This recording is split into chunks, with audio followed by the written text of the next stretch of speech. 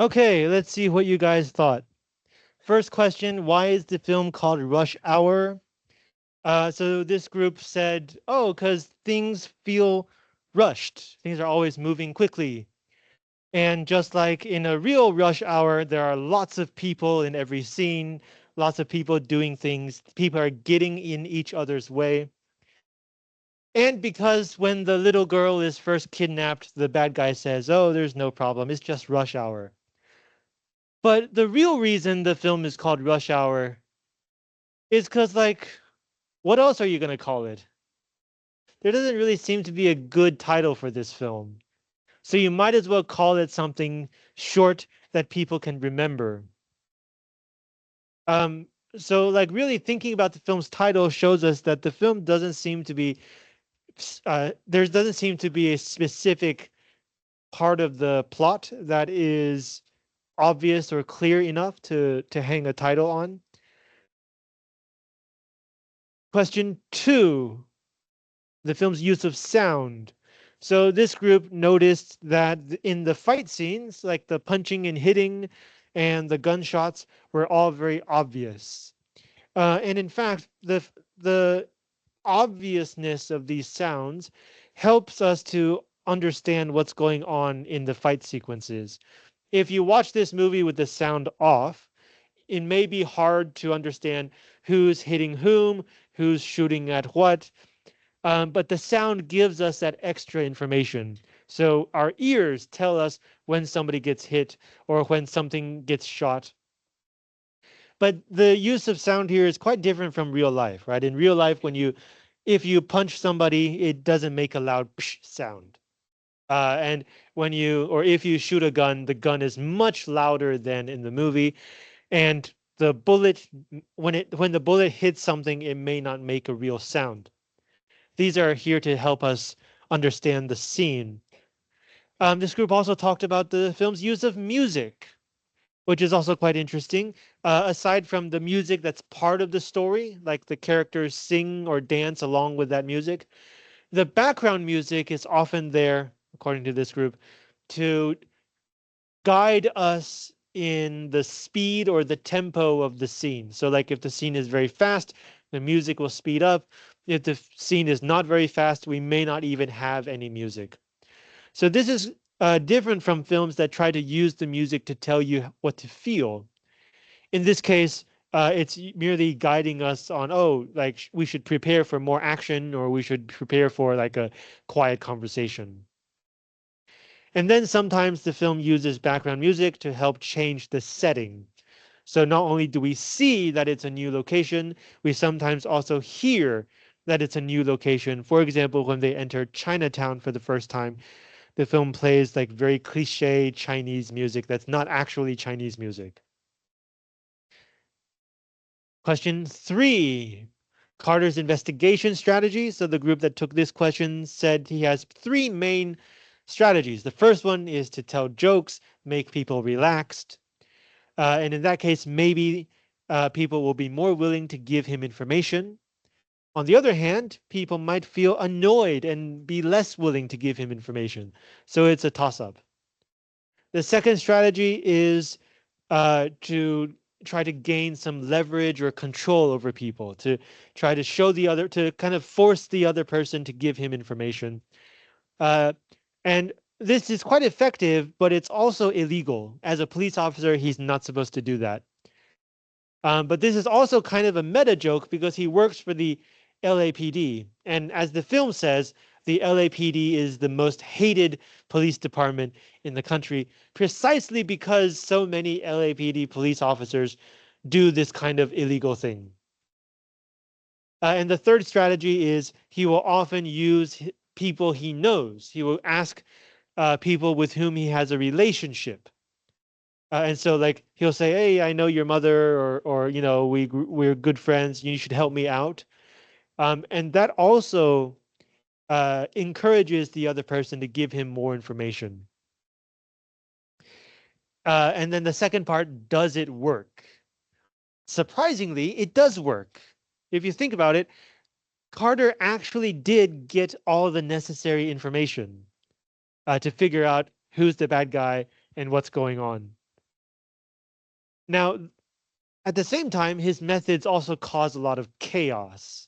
People get hurt, things blow up, and his boss doesn't really like him to create chaos. So yes, he cracks the case, but no, he does not get the respect because of these side effects. Question 4. Does their physical acting help us understand their characters? And this group said yes. If you think about like when they in the regular scene, um, Carter is more exaggerated, more expressive. His body language is bigger, whereas Lee is very quiet and still and doesn't uh, do anything unless he has to, which kind of shows us what kind of people they are, right? Carter is more self-confident. He doesn't really care about the effect that his actions have on other people, whereas Lee is quietly gathering information, preparing to deal with anything that might come up. Now, when they fight, there's also a difference in their fighting styles. Chan, of course, is famous for using physical fighting that makes use of objects and the situation, that shows him often losing control and then finally regaining control at the end. And in this film, he never shoots a gun. He sometimes holds a gun, but he never shoots a gun. Tucker plays Carter as the opposite. Not a very good fighter, but he loves using that gun. He shoots his gun like crazy. And it's also kind of funny because he never hits anyone. Like he uses a gun, and even though he's not very good at it. So this also kind of tells us about their personalities, right? Lee has undergone extensive training to help him do his job better, whereas Carter, uh, he uses the gun maybe not. He doesn't prepare his gunfighting skills for the job. It's more like he's enjoying the fact that he has a gun and gets to use it. So that also tells us about his relative lack of long-term planning and responsibility on his job. Question 5, does the film say anything about race? So the group that took this question said kind of, in the sense that uh, the film recognizes racial differences, right? So when Lee says the N word, he gets everybody mad because he's not black. He's not supposed to say it. Uh, and then there are also jokes about Chinese food in the film as well. So the film recognizes racial differences. It recognizes racial stereotypes. At the same time, it is a comedy, so it doesn't treat these stereotypes very seriously. It seems to assume, first of all, that we understand these stereotypes. That's why we'll think it's funny. But secondly, that we understand that these are not determining stereotypes. It's not like every Chinese person loves Chinese food. It's not like every black person something something. So we know that it's not to be taken seriously. It's just a joke. And so like this group said, this kind of shows us that in our society, we know that individual racism is wrong. We're not supposed to treat people differently because they're from a different race. That's why these jokes can be funny. At the same time, there does still exist racism in society, not on the individual level, but on the system level, in the sense that like different people of different races will get different kinds of treatment when they like walk into a bank, when they go into different places, when they try to do different things.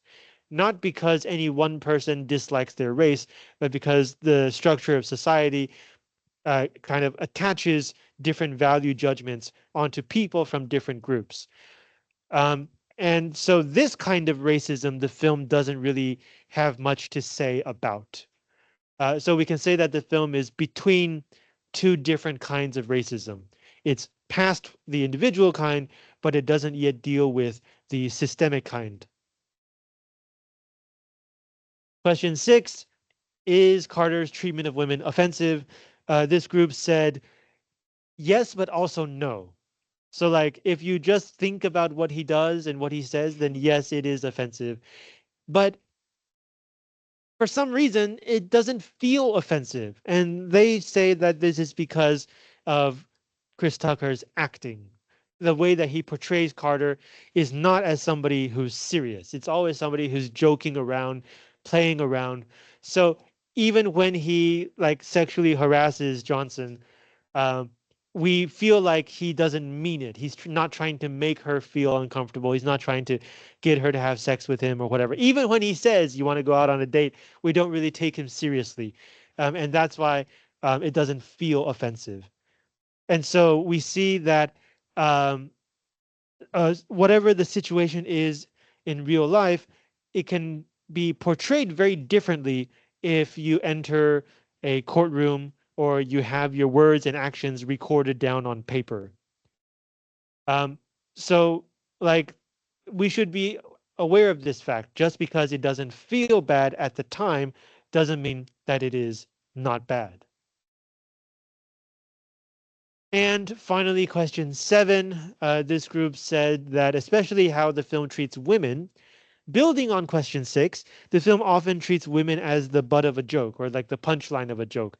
When uh, Johnson is like arguing back against Carter, that kind of makes Carter feel even more funny.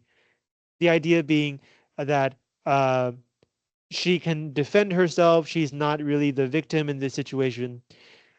She's like giving back as much as she can take. So it's not that serious, therefore it's funny. At the same time, we should recognize that the film never really takes her feelings seriously. Because even though in the film she argues back, we can tell that she's not having fun. Like, Carter is having fun, but Johnson's not really. She's just annoyed. But the film doesn't really take her emotions seriously, doesn't explore her perspective. And this is a common problem with a lot of traditional action comedies. It's more focused on the men's experience. And even when the women undergo negative experiences, it's just treated as part of the joke or part of the story. We shouldn't be so serious about it. But that only is true because it's a film, right? It's a character. It's not a real person. But in real life, if Johnson was in that situation, even if she's arguing back, after she leaves, it will still have an effect on her. It's not like when the argument is over, she could just walk away and nothing has changed.